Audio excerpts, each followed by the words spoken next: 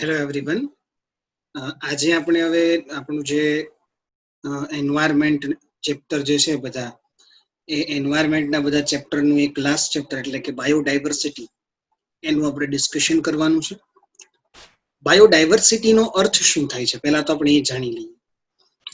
જો મિત્રો આપણે આપણી આસપાસ વનસ્પતિ, પ્રાણી કે આપણી આસપાસ વસતા તમામ સૂક્ષ્મ જીવો આ બધાની વચ્ચે આપણે જે વિવિધતા જોઈએ છીએ ને એ વિવિધતાને સંયુક્ત રીતે આપણે લોકો બાયોડાયવર્સિટી કહી શકીએ.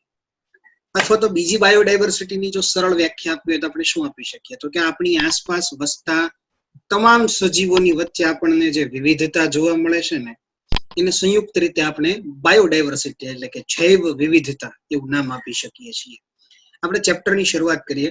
ચેપ્ટર ખૂબ ઈઝી અને એકદમ સમજવા જેવું નાનું ચેપ્ટર છે, બરોબર. ડિસ્કસ કરીએ આપણે. સૌપ્રથમ કીધું છે તમને જૈવ વિવિધતાની વ્યાખ્યા શું આપી શકાય.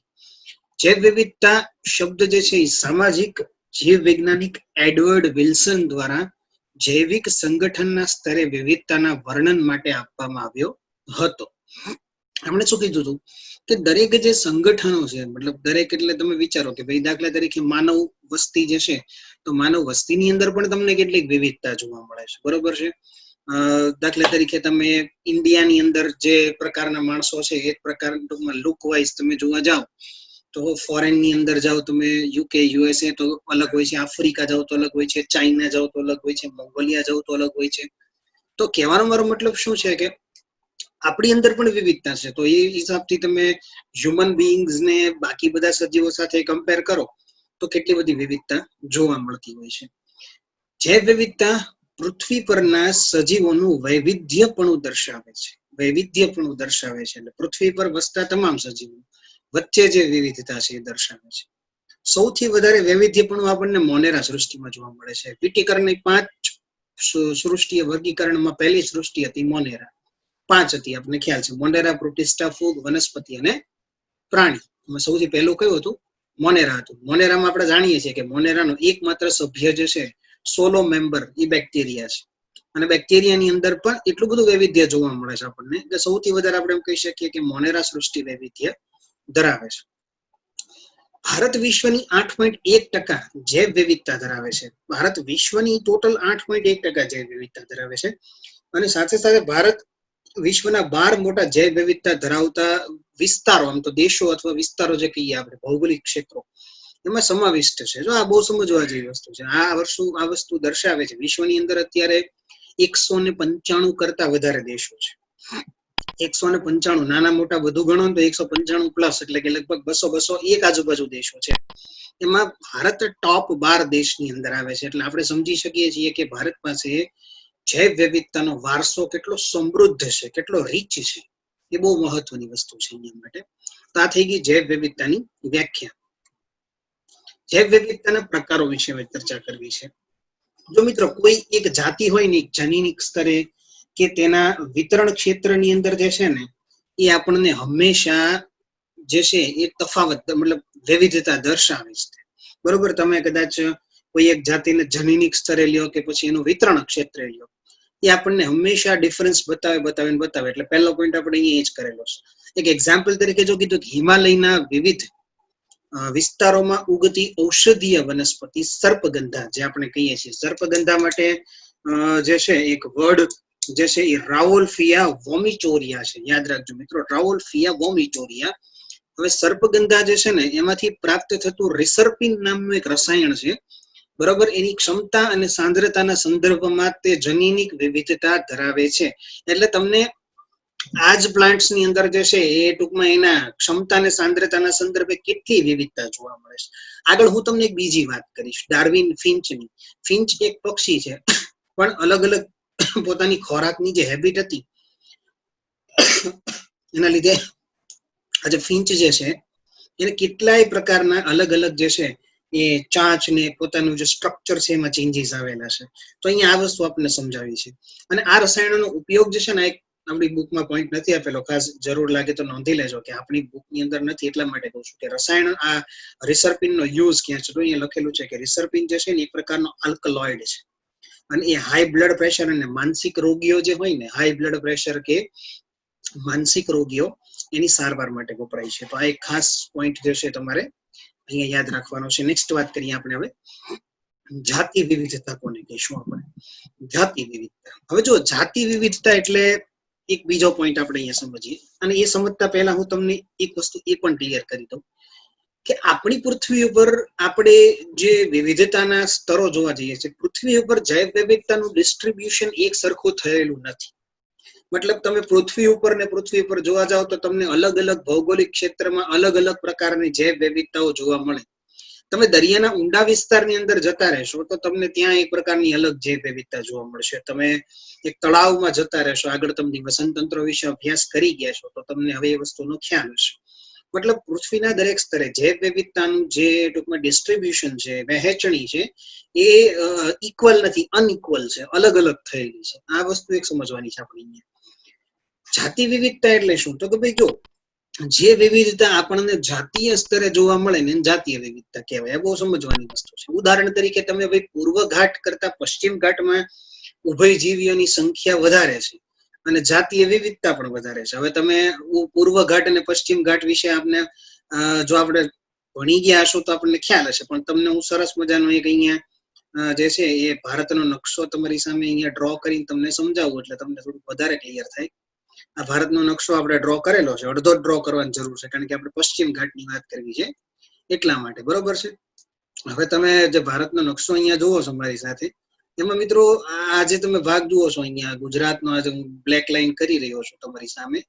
આ બ્લેક લાઈન થી શરૂ કરીને જો આ આખો વિસ્તાર અહીંયા સુધીનો જે છે, અને સાથે સાથે અહીંયા એક નાનકડું અમથું શ્રીલંકા આવી જાય, બરોબર ને. આખો વિસ્તાર પશ્ચિમ ઘાટનો કહેવાય છે. અહીંયા જે છે ગુજરાતનો દરિયા કિનારો આવે, બરોબર. પછી અહીંથી આગળ જે છે એ કોંકણનો દરિયા કિનારો આવે, અહીંથી આગળ તમે જાઓ તો માલાબારનો દરિયા કિનારો આવે કેરળ પાસે, બરોબર. તો આ બધી વસ્તુ, ગોવા ને એ બધો જે વિસ્તાર છે, તો આ પશ્ચિમ ઘાટ થયો, ભારત દેશનો પશ્ચિમ ઘાટ. પશ્ચિમ ઘાટમાં ઉભયજીવીઓની જે સંખ્યા છે એમાં તમને સંખ્યા વધારે જોવા મળે, પ્લસ ઉભયજીવીમાં વિવિધતા પણ જોવા મળે છે. ઉભયજીવીમાં વિવિધતા પહેલા જોવા મળે છે, સંખ્યામાં તો વધારો ઠીક છે. એ હિસાબે આ વિસ્તાર જે તમને દેખાય છે મિત્રો, જે હું તમને ડ્રો કરીને દેખાડું છું બ્લેક કલરનું, એ વિસ્તાર આપણો પૂર્વ ઘાટ છે. સોરી, પૂર્વ ઘાટ એટલે કે જે આપણે 7 સિસ્ટર સ્ટેટ કહીએ છીએ, બરોબર છે.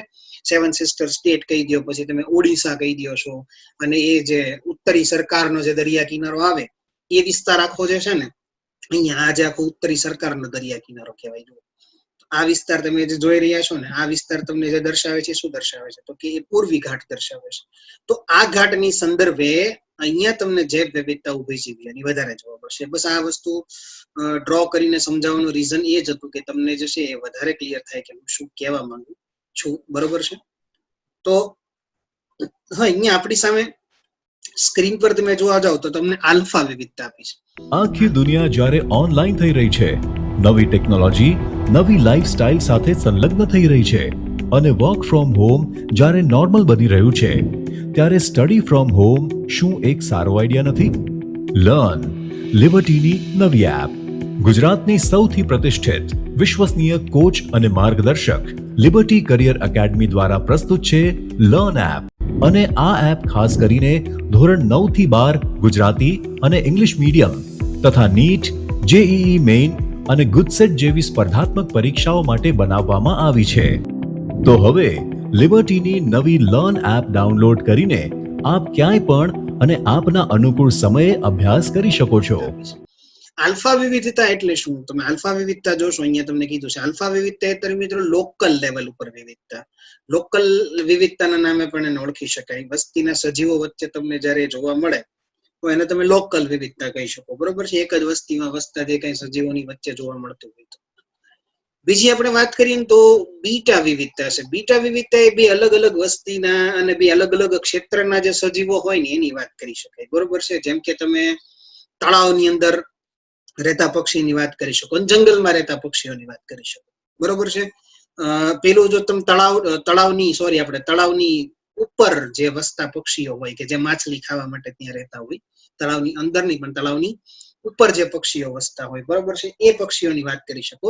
અને જંગલમાં જે પક્ષીઓ રહેતા હોય એની તમે વાત કરી શકો. એ બે અલગ અલગ વસ્તી થઈ ગઈ. ટૂંકમાં પક્ષીઓની જ વસ્તી, પણ બે અલગ જગ્યા ઉપર. તમે તળાવમાં પક્ષીની વાત કરતા હો ને તે આલ્ફા વિવિધતા થઈ ગઈ. પણ તમે તળાવના પક્ષીની વાત કરો છો અને તમે વાત કરી રહ્યા છો, હું ફરીથી રિપીટ કરું છું કે તળાવની ઉપર રહેતા માછલી ખાતા અને બીજા તમે જે વાત કરો છો તો બંનેની વિવિધતા અલગ થશે. અને હવે ક્ષેત્રીય વિવિધતા. હવે ગામા એટલે ક્ષેત્ર આખા અલગ પડી જાય. ક્ષેત્ર એટલે તમે અહીંયાની વાત કરતા હો અને તમે કોઈ આખા અલગ જ ભૌગોલિક ક્ષેત્રની વાત કરો, જેમ કે હું એમ કહું કે અહીંયાના અને હિમાલય ક્ષેત્ર, તો એ બહુ ડિફરન્ટ વાત થઈ ગઈ, અલગ અલગ જગ્યાની વાત થઈ ગઈ. કઈ વસ્તુ એવી નથી, પણ ટૂંકમાં તમે એમ સમજી શકો કે આલ્ફા વિવિધતા એટલે બહુ નાનકડી એમથી વસ્તુ થઈ ગઈ, બીટા વિવિધતા એટલે થોડીક મોટી થઈ ગઈ, અને ગામા વિવિધતા એટલે સૌથી મોટી થઈ ગઈ, કે જેમાં આપણે સમગ્ર પૃથ્વી ઉપરની વિવિધતાની ચર્ચા કરતા હોઈએ છીએ. તો જાતિ વિવિધતા આપણે જે છે અહીંયા આ 3 રીતે ટોટલ સમજી શકીએ છીએ. તો આઈ હોપ કે તમને આ વસ્તુ હવે ક્લિયર હશે. બરોબર છે. હવે નેક્સ્ટ આપણે વાત કરીએ પરિસ્થિતિકીય વિદ્યાની વિવિધતાની વાત કરીએ. આ વિવિધતા નિવસન તંત્રના સ્તરે તમને જોવા મળે છે. નિવસન તંત્રના સ્તરે જોવા મળે, સમજો ખાસ. હવે નિવસન તંત્ર એટલે તમે તળાવનું નિવસન તંત્રની વાત કરતા હો, પછી એની સરખામણીમાં તમે રણ નિવસન તંત્રની વાત કરતા હો, એની સરખામણીમાં તમે જંગલ નિવસન તંત્રની વાત કરતા હો, તો આ બધી વાતો જે છે હવે અલગ અલગ થશે. ભારત પાસે રણ પ્રદેશ, વર્ષાવન, મેનગ્રુવ્સ, જે અહીંયા કહેવાય, સ્ક્રીન પર જોતા રહેજો સેકન્ડ પોઈન્ટ, મેનગ્રુવ્સ ના પરવાળાના ટાપુ, જલપ્લાવિત પ્રદેશો, પહાડો પર ઊંચાઈ આવેલા જે ઘાટ છે વગેરે, અને ઘાટના મેદાનો જે છે, બરોબર, જે વિવિધતા સ્કેન્ડિનેવિયન દેશો કરતા વધારે ધરાવે છે. બરોબર છે. આ શું દર્શાવે છે આપણને કે ખાસ કરીને સ્કેન્ડિનેવિયન દેશો. સ્કેન્ડિનેવિયન દેશો એટલે કે જે તમે યુરોપ સાઈડના દેશો જે જોવા મળે છે, સરખામણીમાં ભારતના તમામ આ વિસ્તારો, તમે ત્યાંનું વર્ષાવન લઈ લો ને અહીંયાનું વર્ષાવન લઈ લો, ત્યાંનું રણ લઈ લો, અહીંયાનું રણ લઈ લો. બરોબર છે. મેંગ્રુવ્સ વિશે આઈ થિંક તમે બધા જાણતા હશો. ભારત દેશની અંદર આપણી પાસે દરિયા કિનારો બહુ લાંબો છે, અને ભારતમાં સૌથી વધારે મેંગ્રુવ્સ એટલે આપણે લોકો જે વનસ્પતિના ગ્રોથ વિશે જયારે વાત કરશું, વૃદ્ધિ અને વિકાસ વિશે, એમાં મેંગ્રુવ્સ ની વાત આવશે ત્યારે હું ચર્ચા કરીશ. મેંગ્રુવ્સ એક પ્રકારની જે છે લવણીય વનસ્પતિ છે, જે દરિયા કિનારે ઉગે છે. હાલ ભારત દેશની અંદર સૌથી વધારે મેંગ્રુવ્સ જે છે એ પશ્ચિમ બંગાળમાં જોવા મળે છે. ત્યાર પછી બીજા નંબરે ગુજરાત આવે છે, જેમાં કચ્છનો દરિયા કિનારો ની બધો જે વિસ્તાર છે ત્યાં મેંગ્રુવ્સ નું પ્રમાણ આપણને ખૂબ જ વધારે જોવા મળે છે. બરોબર. દરિયા કિનારે ઉગતી વનસ્પતિ છે. તિવાર અને રાઇઝોફોરા એ બધા એના એક્ઝામ્પલ લઈ શકીએ આપણે. બરોબર છે. પ્રકૃતિમાં આવી સમૃદ્ધ વિવિધતા ઉદ્વિકાસ માટે લાખો વર્ષો લાગે છે, પરંતુ જાતિ ગુમાવવાના કારણે ઝડપથી તેનો નાશ થઈ જાય છે. બહુ સમજવા જેવી વસ્તુ છે. અહીંયા આગળ આપણને એક રિવેટ પોપેટ મિકેનિઝમ સમજાવેલું છે. એ મિકેનિઝમ જે આપણને સમજાવવામાં આવેલું છે ને, રિવેટ પોપેટ મિકેનિઝમ, એ મિકેનિઝમ ની અંદર આપણને બહુ સરસ વસ્તુ સમજાવી છે. અહીંયા એક નાનકડા અમથા આપણે જે રિવોટ પોપર મિકેનિઝમમાં સમજીએ ને, તો રિવોટ પોપર મિકેનિઝમ આપણને એવું સમજાવે છે કે એક પ્લેન છે, એક મોટું પ્લેન છે. રિવર પોપેટ નો મતલબ થાય છે પેલી નાની નાની ખીલીઓ જેની અંદર ખૂંચાડેલી હોય ને, મતલબ એક પ્લેન બનાવો તો પ્લેન બનાવવા માટે કેટલી બધી ખીલીની જરૂર પડી હોય આપણને. એનું સમજાવવાની વસ્તુ બહુ સરસ, હું એને મારી લેંગ્વેજમાં તમને સમજાવું એટલે તમને વધારે ખ્યાલ આવે. રિવર પોપેટ મિકેનિઝમ શું સમજાવે છે? રિવર પોપર મિકેનિઝમમાં આપણને એ સમજાવેલું છે કે એક પ્લેનમાં તમે બેસવા જાઓ છો, એક પ્લેનમાં બેસવા જાઓ છો, પછી કોઈ એક વ્યક્તિ જે છે એ ત્યાં પ્લેનમાં બેસે છે, પછી ત્યાં પ્લેનની અંદર એને એમ લાગે છે કે અહીંયા સરસ મજાના બધા સીટ જે છે એના ઉપર સરસ મજાના ગાડલા અને તકિયા બધું મૂકેલું છે સોફા ઉપર, હું લઈને જતો રહું, એટલે લઈને જતો રહીશ. પછી બીજો વ્યક્તિઓ ફરીથી પ્લેનમાં બેસવા આવે છે, એને એવું લાગે કે આ ખુરશીઓ કેટલી સારી છે, તો એ ખુરશીઓ અને એલઈડી સ્ક્રીન ને બધું કાઢીને લેતા જાય છે.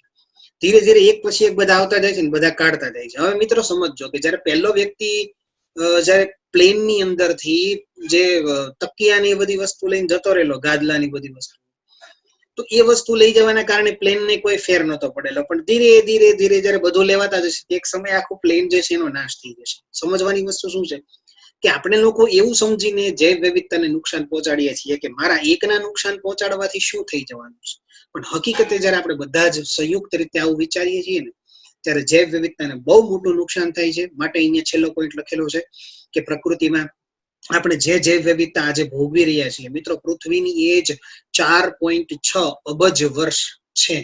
4.6 અબજ વર્ષ છે. અને એમ કહેવાય છે કે પૃથ્વી અત્યારે પોતાની અડધી એજ લગભગ પૂરી કરી લીધી છે. બરોબર, એટલે કે 2.2 2.3 અબજ વર્ષ આજુબાજુ પૃથ્વીની એજ થઈ ગયેલી છે. તો આટલા વર્ષો લાગ્યા છે મિત્રો આપણને આ જૈવ વિવિધતા બનાવવા માટે.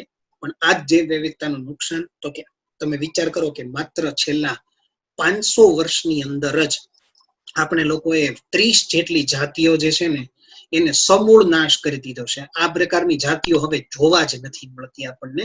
એનો સમૂળો નાશ કરી દીધો છે. આપણે ટૂંકમાં એમ કે રૂટ થી ખેંચી લીધી છે જાતિઓને.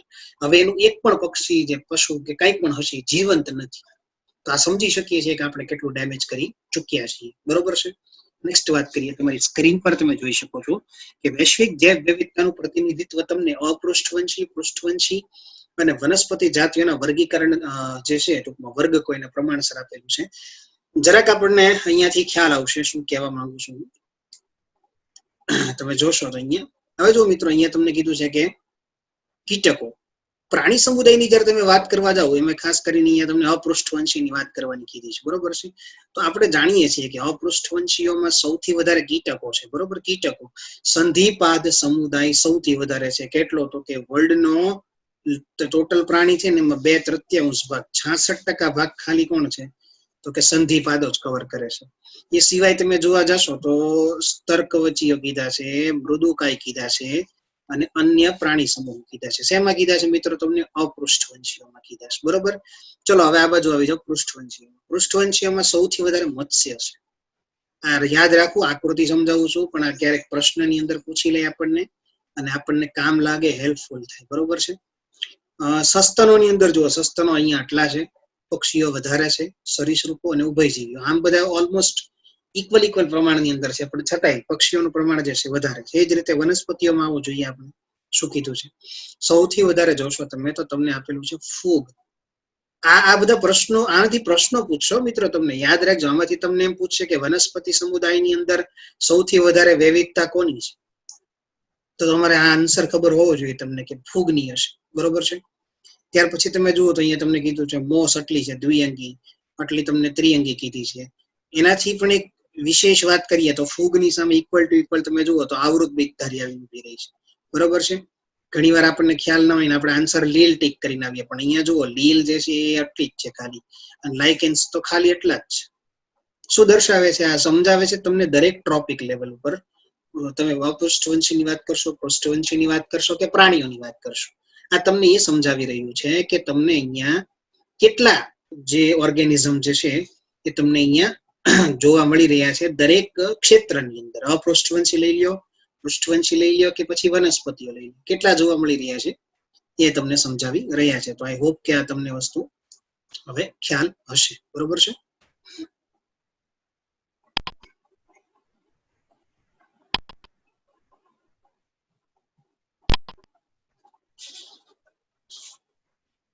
ઓકે, નેક્સ્ટ આપણે જે આપણો પોઈન્ટ છે એની આપણે ચર્ચા કરીએ. આપણે જાતિ વિવિધતાની ચર્ચા કરી ચૂક્યા છીએ. હવે આપણે કીધું છે જૈવ વિવિધતાના પ્રતિરૂપ. જૈવ વિવિધતાના પ્રતિરૂપોની ચર્ચા કરીએ આપણે.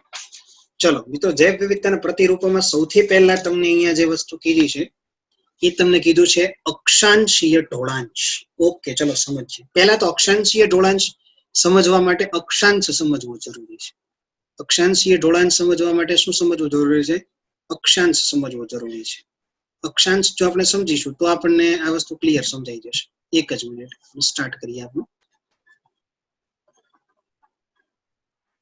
ઓકે,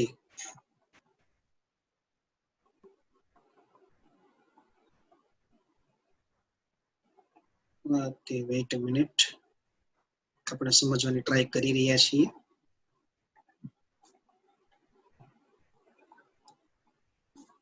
ઓકે, ચલો. તમારી પાસે સ્ક્રીન ઉપર જે છે ને એ મેં તમને પૃથ્વી બતાડી છે. પૃથ્વી વિશે તમને જે છે એ ટૂંકમાં બધી વાત સમજાવવા માંગુ છું. હવે મિત્રો, અક્ષાંશ કોને કહેવાય છે ખાસ સમજી લઈએ પહેલા. પૃથ્વી આખી જે છે ને એના કોઈ પણ સ્થળને નક્કી કરવા માટે આપણે એમ કહીએ કે ભાઈ મારે બજારમાં જવું છે તો આપણે બજારનો રસ્તો જોયેલો છે. બરોબર, પણ ભારતથી પ્લેન જયારે નીકળતું હોય ત્યારે એને અમેરિકાનો રસ્તો ના જોયો હોય, એમાં તો આકાશમાં ઉડવાનું છે. તો કઈ રીતે ત્યાં જશે? પૃથ્વી ઉપર ઉભા અને આડા પટ્ટાઓની અંદર આપણે પૃથ્વીને વહેંચેલી છે. જેને અનુક્રમે આપણે લોકોએ જે છે ને એ રેખાંશ અને અક્ષાંશ એવા નામ આપેલા છે. તો અહીંયા મારે તમારી સાથે જે વાત કરવી છે અત્યારે ખાલી અક્ષાંશની જ કરવાની છે, એટલે હું તમારી સાથે અક્ષાંશની જ ચર્ચા કરું છું.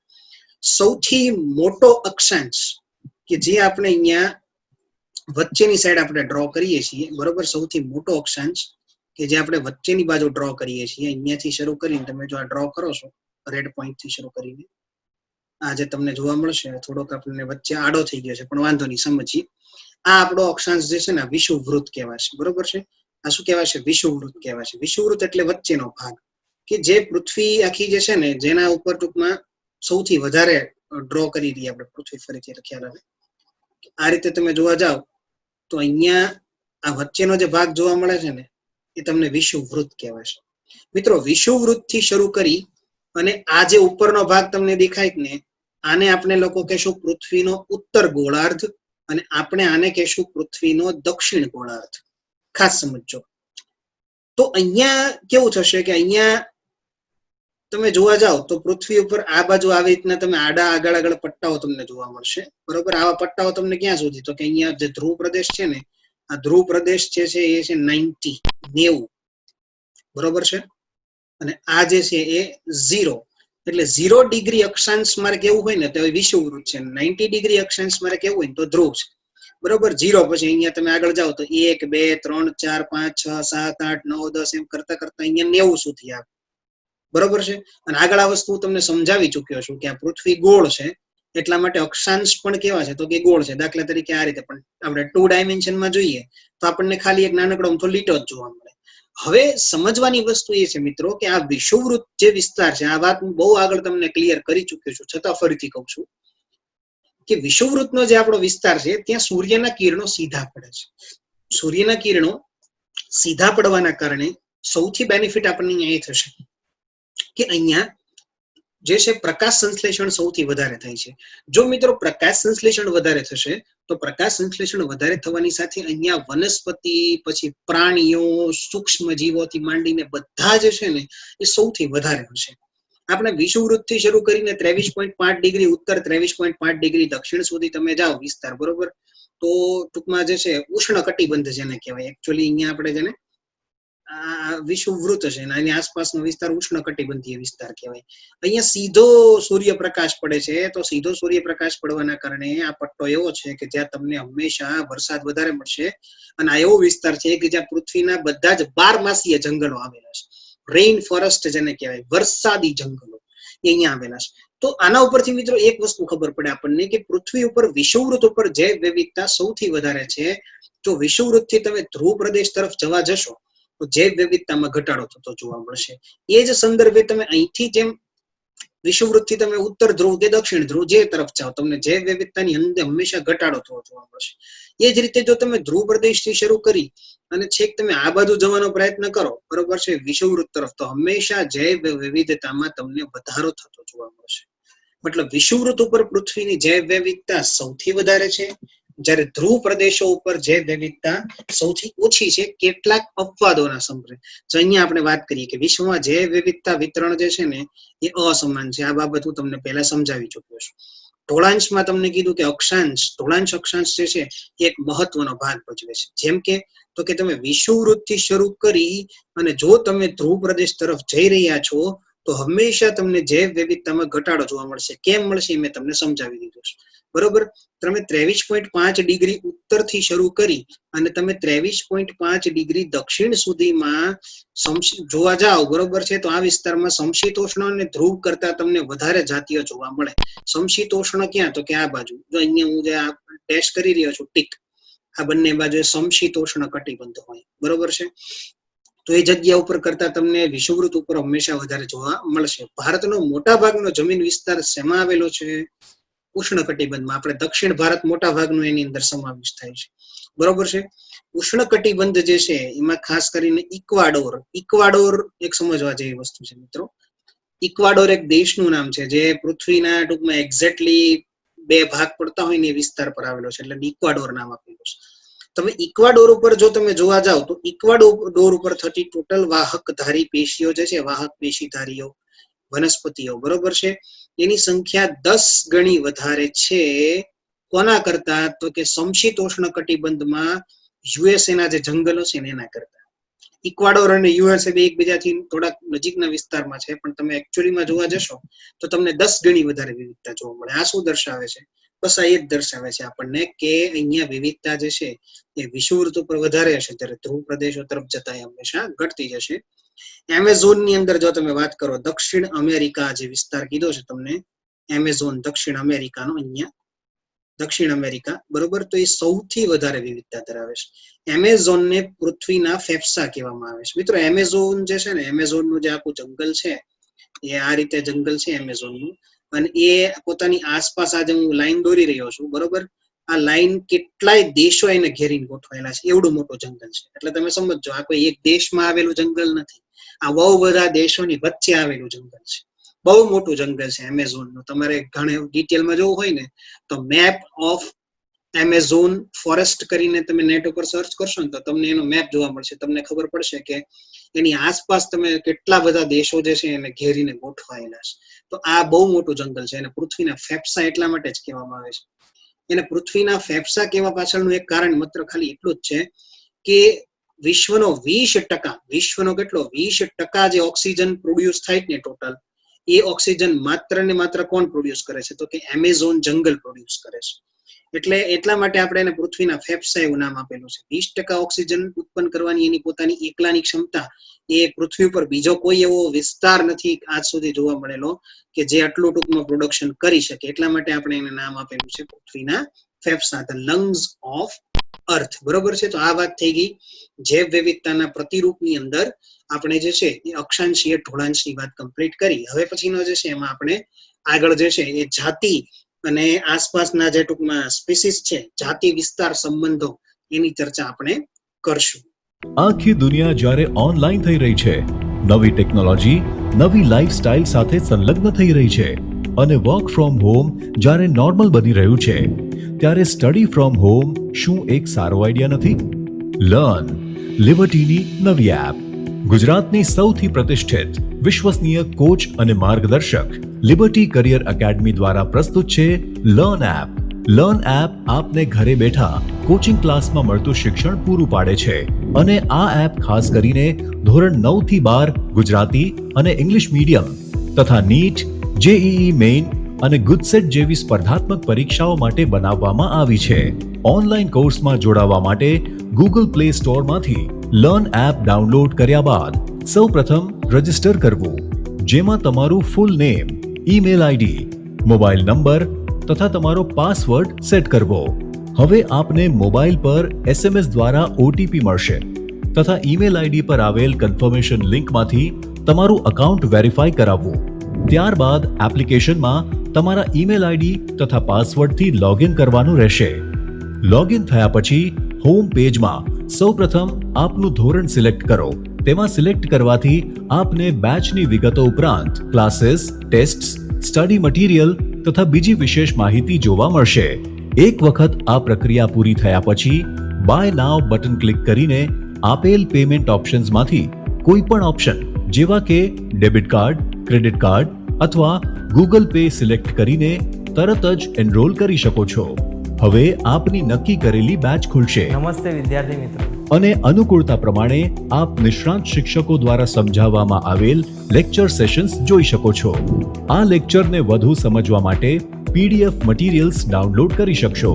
એક વખત વિષય સમજી લીધા પછી ચેપ્ટર વાઇઝ ક્વિઝ આપીને પોતાની વિષય સમજ ચકાસી શકો છો. અને જો ક્યાંક આપને કોઈ સમસ્યાનો ઉકેલ ના મળે તો ચિંતા ના કરશો. અમારા ઇન્ટરેક્ટિવ લાઈવ ડાઉટ સોલ્વિંગ સેશન્સમાં લાઈવ ચેટ બોક્સ દ્વારા તમારી મૂંઝવણ તરત દૂર કરી શકો છો. તો હવે લિબર્ટીની નવી લર્ન એપ ડાઉનલોડ કરીને આપ ક્યાંય પણ અને આપના અનુકૂળ સમયે અભ્યાસ કરી શકો છો.